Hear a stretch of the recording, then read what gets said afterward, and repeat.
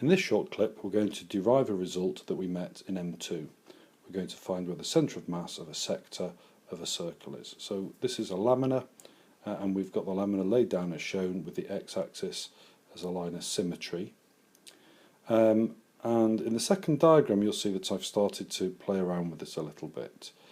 In particular I've taken out a small sector with an angle of delta theta as shown, and I've said that the angle that OP, the lower line of that sector, makes with the x-axis is going to be theta.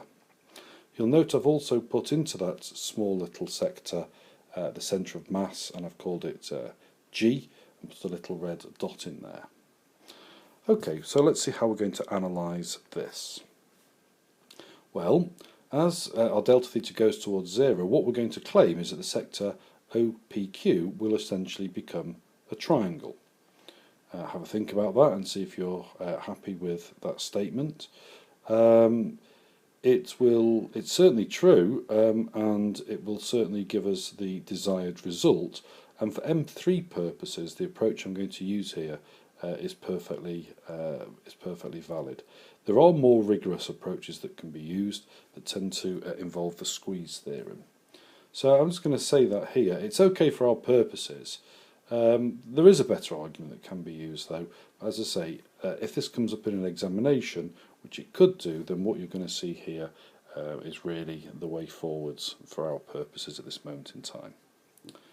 Okay, so if we're going to claim that this is essentially modelled as a triangle OPQ, then we know that the distance from O to G will be 2/3 r from our previous work in M2, 2/3 of the way along the median.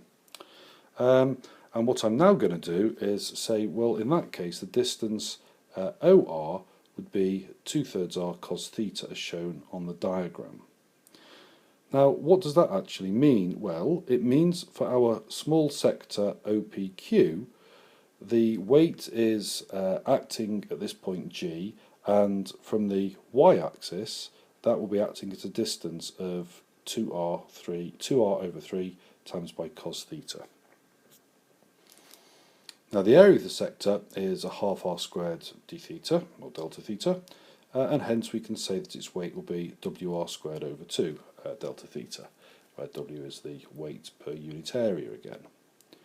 Now at this moment in time you might be worried a little bit, thinking, well hang on the one hand he's saying it's a triangle, and then when he's finding the area and the weight of it, he's treating it as a sector. Well, what I can say is that as a triangle, then the area would be technically a half r squared sine delta theta, but as delta theta goes towards 0, then the sine of delta theta approaches delta theta. This is sometimes called the small angle approximation, and if we accept that to be true, then it means that the area would be a half r squared delta theta, which is of course what we've used. How can you argue that this is valid? Well, you can simply look at the Maclaurin series for sine of theta. Okay.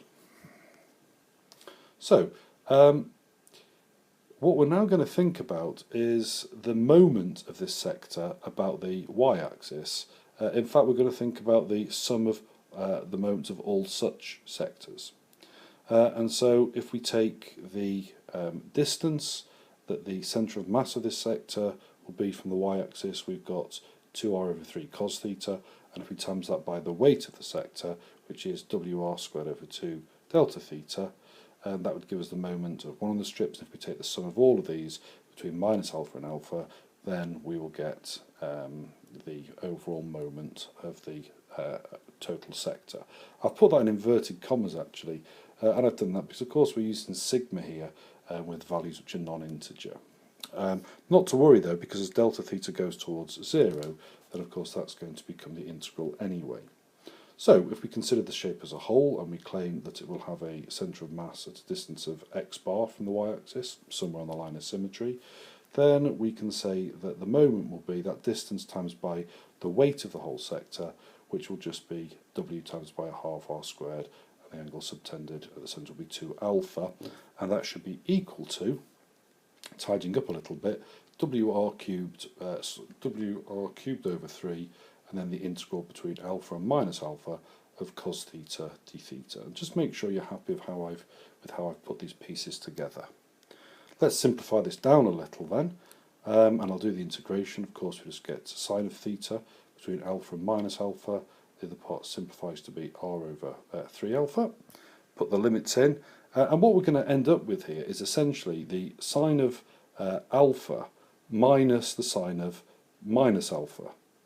Now, the sine of minus alpha, with sine being an odd function, is the same as the minus sine of alpha. So put that all together and we've actually got here the sine of alpha minus sine alpha.